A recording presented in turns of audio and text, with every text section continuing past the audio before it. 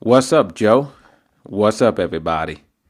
The MLB playoffs have advanced to the League Championship Series, and as of this recording, the Washington Nationals lead their best-of-7 series with the St. Louis Cardinals 2-0, with Steven Strasburg taking the mound in Game 3 against Jack Flaherty in D.C. While over in the American League, the Yankees and Astros are tied at 1 game apiece heading into Yankee Stadium after Carlos Correa sent the Houston faithful home with a walk-off home run in Game 2. As always, Rob Duran joins me to talk about it all and to offer his insights and predictions. And that's coming up right now on Sports 360.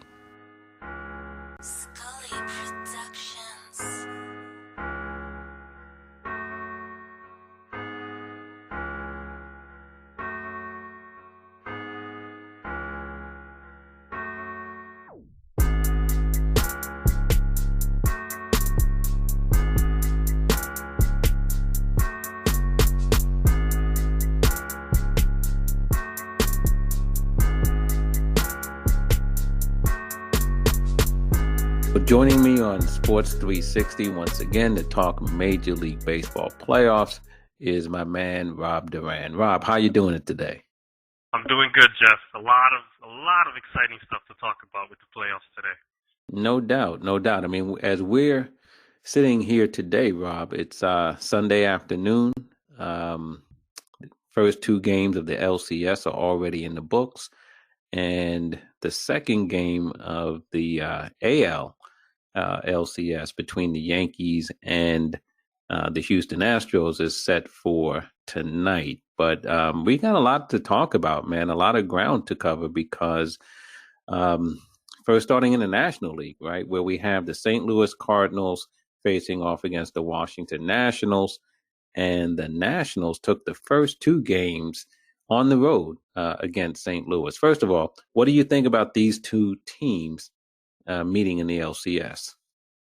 I think, and if anybody had these two teams picked, then I congratulate you, but I don't know anyone who had both of these teams in the championship series going into the playoffs. Obviously, they beat juggernauts, Atlanta and the Dodgers, both down.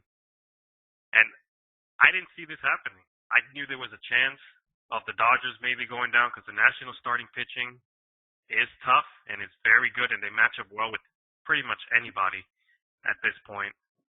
But I'm shocked that St. Louis was able to take down the Braves in the fashion that they did, especially that last game to eliminate them.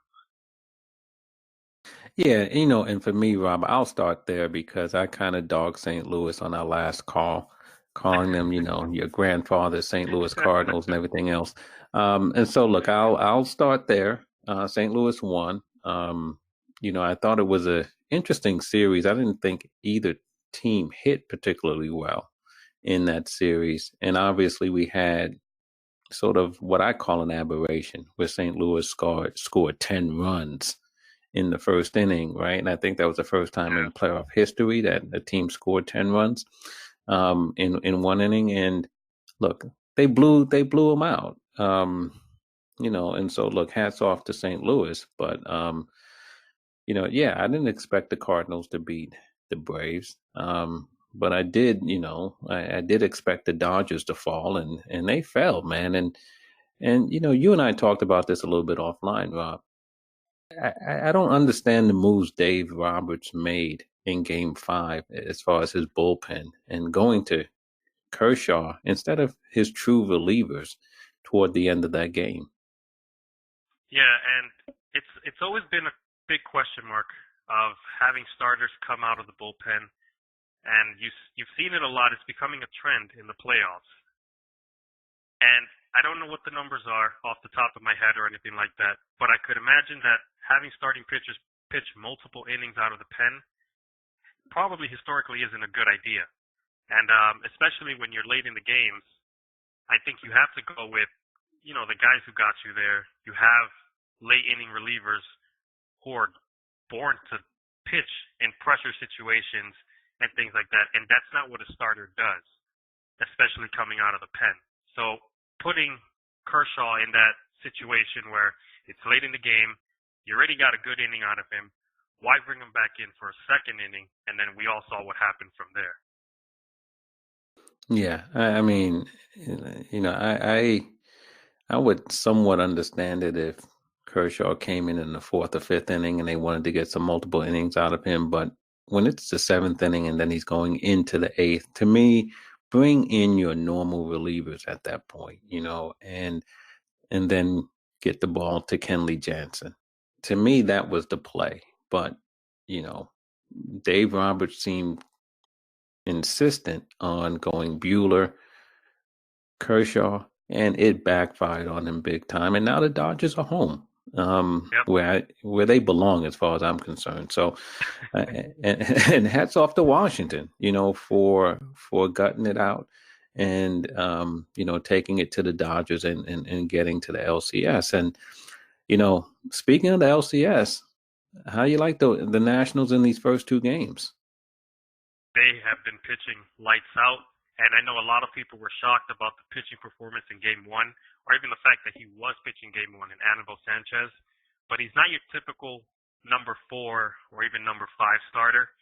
Probably one of the best number 4 starters in baseball, which is kind of weird to even say that, you're holding stats with a number 4 pitcher. But the guy is clutch.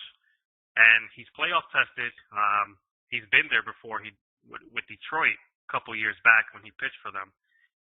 And listen, he was ready to make history in that Game 1, and he was followed by Scherzer, who's no slouch, as we know, and it seems like he's fully healthy, and he's throwing fire. So if I'm St. Louis, I'm a little worried because they have Strasburg coming up next against them, and we all know that once October rolls around, Strasburg is a different type of pitcher, and he is lights out as well. Yeah, and I tell you, I think that Strasburg has been the Nationals' best pitcher in the postseason so far. In that Game 5, I thought he did a fantastic job after giving up, 3 runs in the first 2 innings of shutting down the Dodgers the rest of the way and keeping the Nationals in the game and allowing their offense a chance to get back in it. He's out there. He seems confident. He knows what he wants to do. He's been executing his pitches. And, right now, as you said, they have to face Strasburg at home in Game 3, followed by Corbin, who's no easy task either. So right now, St. Louis is not swinging the bats. They seem to me right now, Rob, to have a lot of outs in their lineup. You know what I mean? Guys who, I'm not saying they're automatic outs normally, but they're just making outs now. You know what I mean? Guys who don't have confidence, whether it's Fowler, some of the other guys, they just seem to, they really don't have, I think, they don't seem like they have the firepower, to be honest with you. So St. Louis, too, they seem to be riding this kind of wave that they were on in the regular season, where people were, okay, this is the team that, can make some noise in the playoffs. But then we saw them kind of struggle towards the end of the season in September and things like that. And I think they're hitting this stretch again where, they just beat Atlanta and maybe no one expected that. And now it's like, okay, you're expecting them to go into this national series, confidence sky high. And the complete opposite happened. And they basically got punched in the mouth by the Nationals in Game 1. And I think we're seeing that effect go throughout the clubhouse and the team right now. Where, like you said, they don't seem to have that, that it factor going on right now. Yeah. And meanwhile, Washington seems to be a team that just has a quiet confidence about themselves. You know what I mean? They went out to LA, won that Game 5, and, have taken the first 2 in St. Louis. And, when you get that type of pitching, you know what I mean, where in back-to-back games, no hitters taken deep into the, the 8th inning, I think, for Sanchez, and the 7th inning, I guess, for Scherzer. Yep. In back-to-back starts. Because it's not like the Nationals are tearing the cover off the ball. Wainwright pitched well yesterday, and, they got a well-pitched game in Game 1 as well, St. Louis did. But, when when your guys are shutting them down the way the Nationals have been doing, look, you only need 1 or 2 runs and it's ball game over. Yeah, and tell me, St. Louis needs to make some type of adjustment, and it's going to be tough against Strasburg. But, and I mean, we spoke about Strasburg earlier. He gave up a couple runs early against the Dodgers in his last start, and right away clicked, made his adjustments, clicked, kept that team in the game. St. Louis needs a big inning early to get, the Nationals shaking a little bit, because if not, I can easily see them going down 3-0, and that's not good territory at all. Yeah. I heard a stat yesterday, Rob, where they said in LCS history, there's been 20 teams that have won the first two games on the road, and that 20-0. So for me, I'm looking at 21. I don't see St. Louis coming back in this series.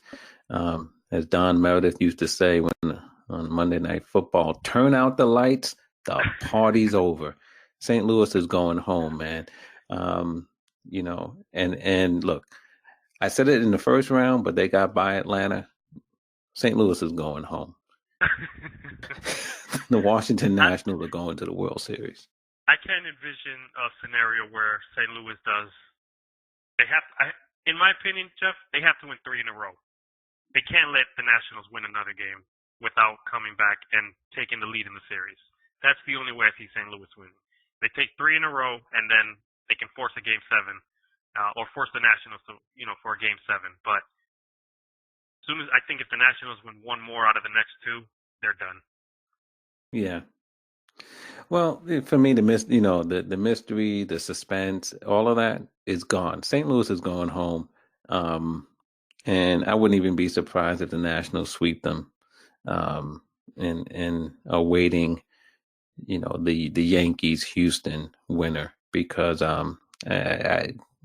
St. Louis right now looks like they don't have any punch in them. And I agree with you, though. If they come out and they have to come out early, they have to come out hard in Game 3, I believe. Yep. I don't think they could go deep into the game and being shut down again by Strasburg. You know what I mean? I think at that point, it'll be in their head. If it's in the 6th inning and they're still shut out, I think St. Louis knows it.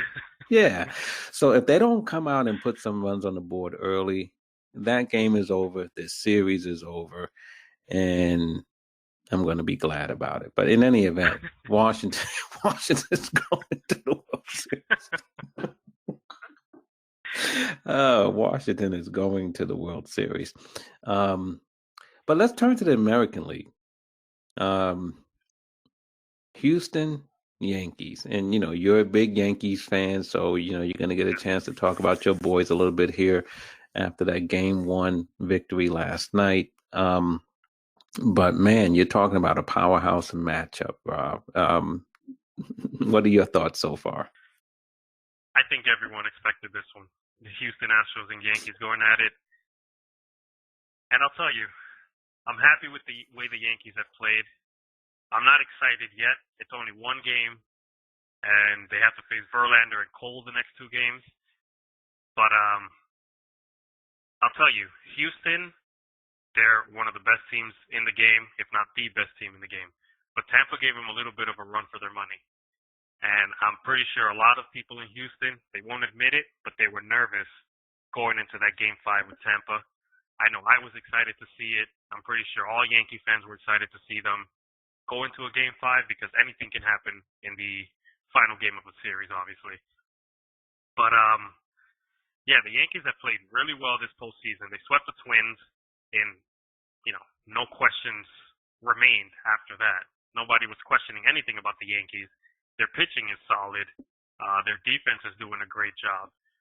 But like I said, it's only one game so far, and I expect Houston and Verlander tonight to make, to come back and have a great performance. Verlander has been the Yankees' kryptonite from his days in Detroit in the playoffs.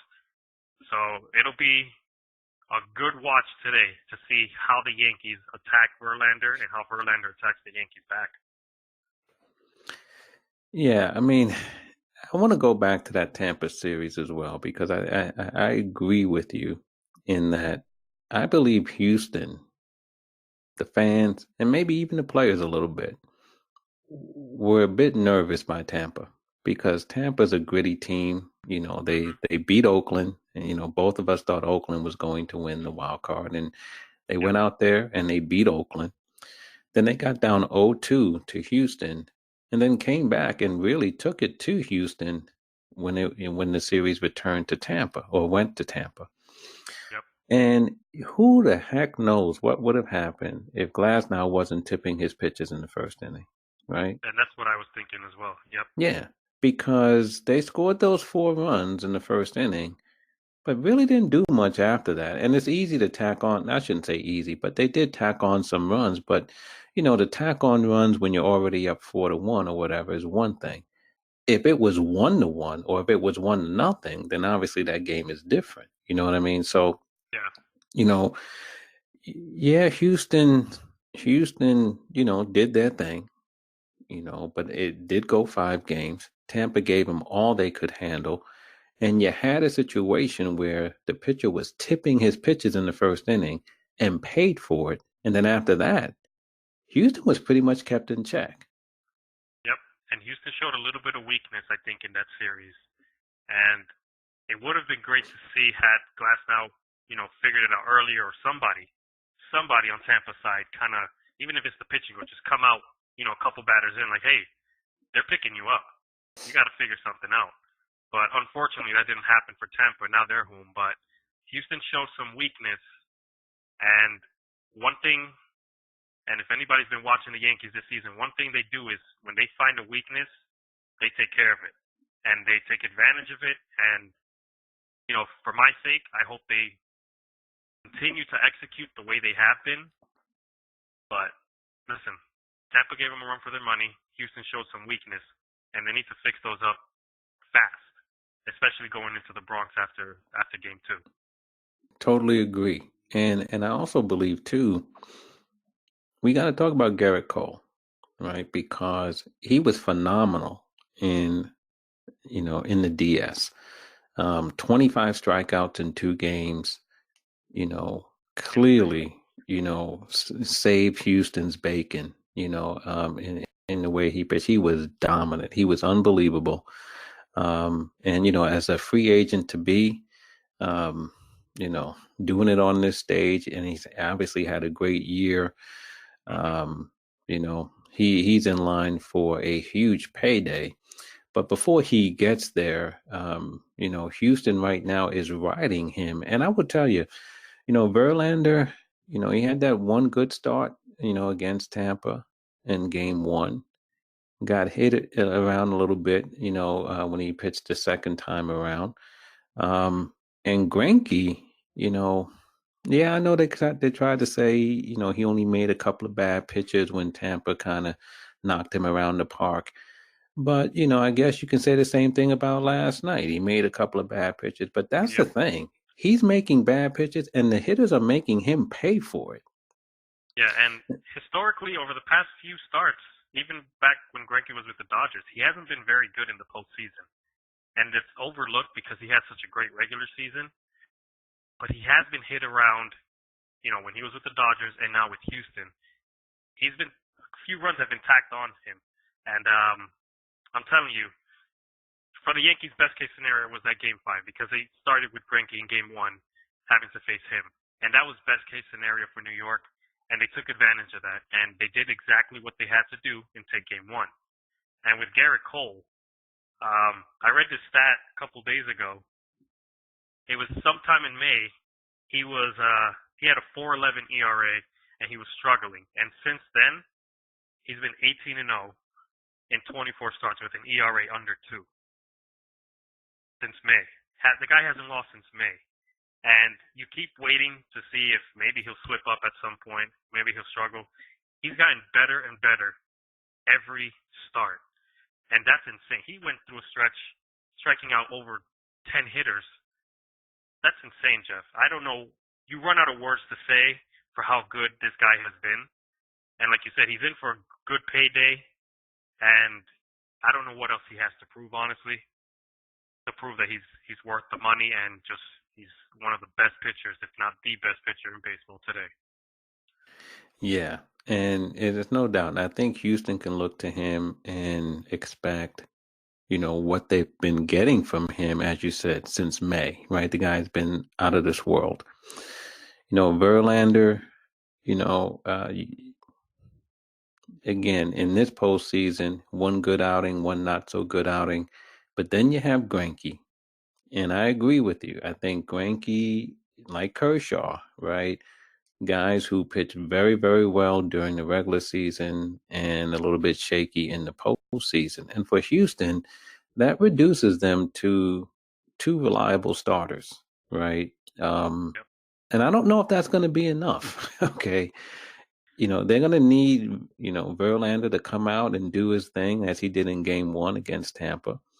And that's no easy task against the Yankees. And then they're going to need Greinke at some point to step up in his next outing. Assuming that he has another outing here. And I want to say this, and I know you're a Yankees fan, and I'm not trying to jinx anything for you, but I will tell you this: when I look at the Yankees lineup and I look at the Houston lineup, I actually think the Yankees lineup is better. I think it's deeper. I think there are tougher outs in the Yankees lineup than it is the Houston lineup. The Yankees just keep coming at you.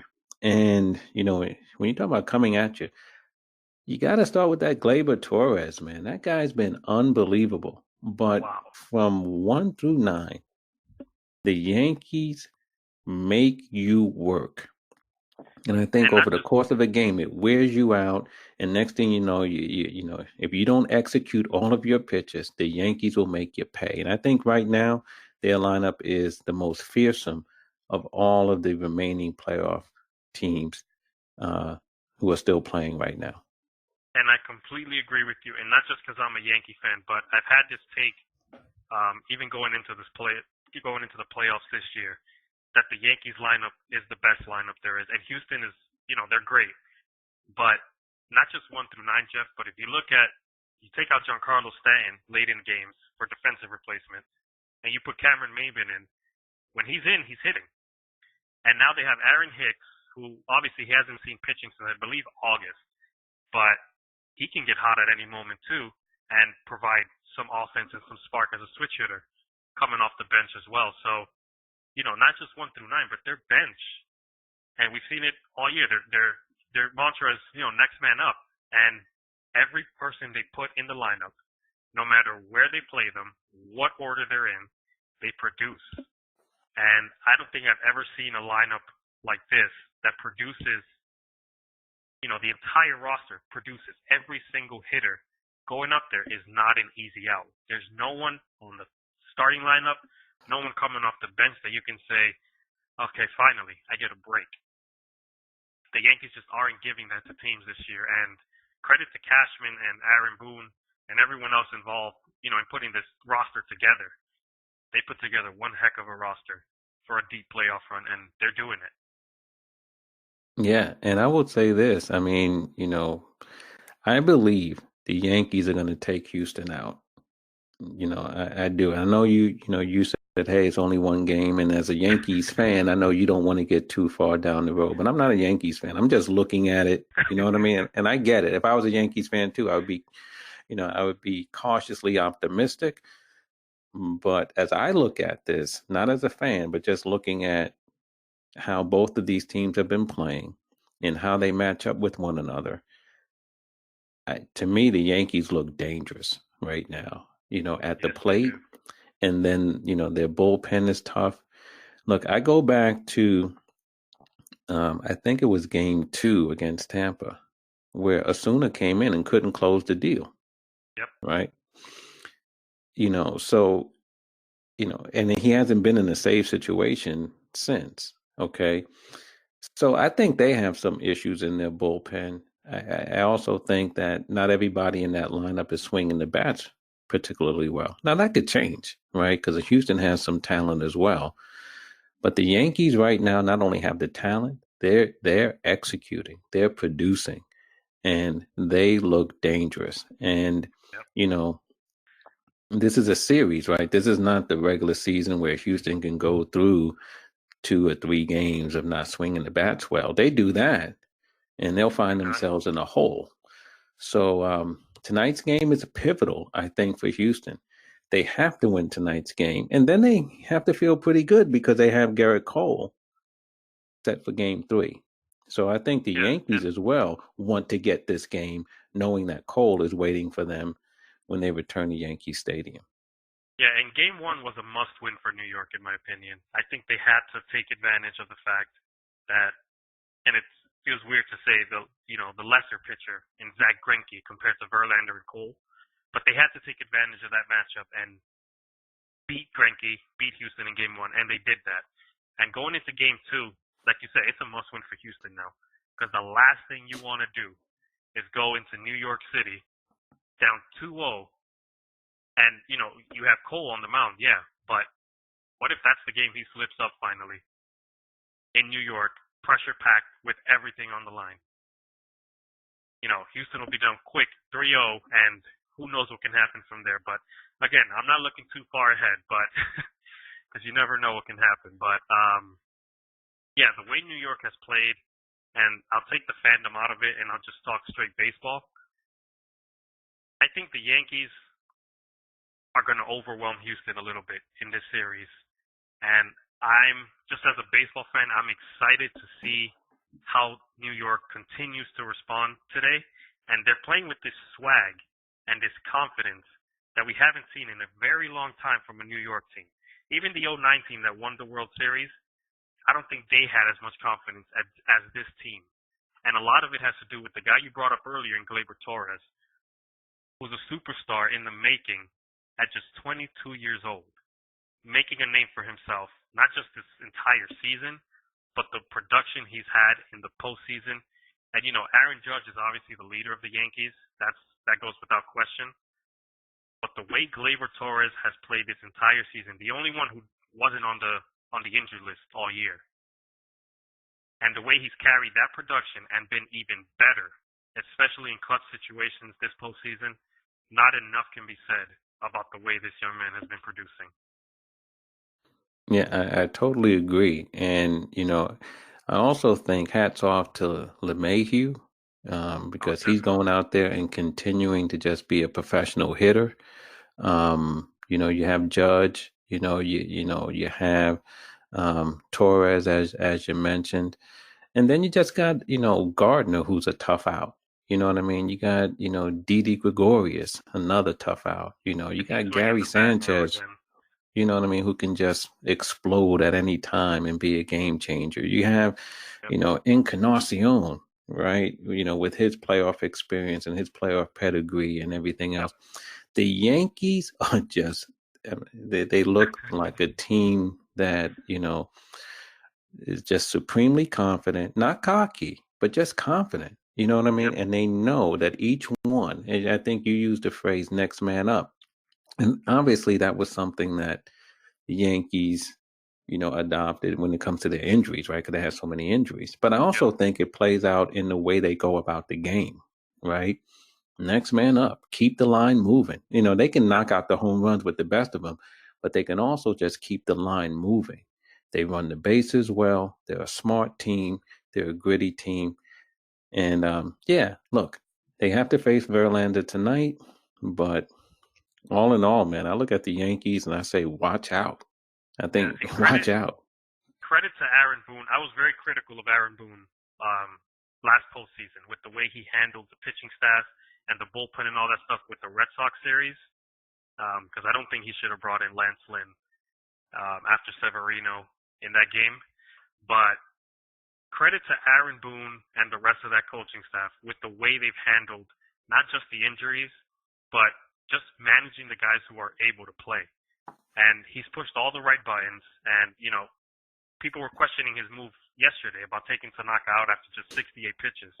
But you have that bullpen. And we talked about the way the Dodgers use their bullpen, or misuse their bullpen, I should say, in the National Series. I think that was the right move. You got 6 innings from your starter, and you have a super bullpen with guys, with any number of guys. I think it's 5 guys who can close out a game. Why not go to them and shut the door down early in the 7th inning? Why wait or risk Tanaka, giving up a run or two, going through the order a 3rd, 4th time? There's no need for that. This is the playoffs. You have the super bullpen. You got the 6 innings from your starter, which is a lot more innings than most starters are pitching these days, especially in the postseason. Credit to Aaron Boone. He's done a phenomenal job in his second year managing the team. A lot of credit should be given to what he's done and what that coaching staff has done. And this is why the Yankees are where they are. Yeah, I agree. And, I'm going to put my prediction out there now. If it's any surprise to anybody, look, it's going to be a I-95 World Series, Yankees and Nationals. So all you got to do is get on I-95,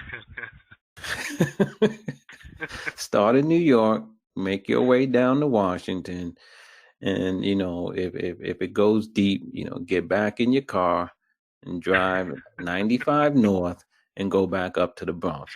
I-95 World Series. That's what I'm saying. Making it easy for the fans. Yeah, that's right. Right.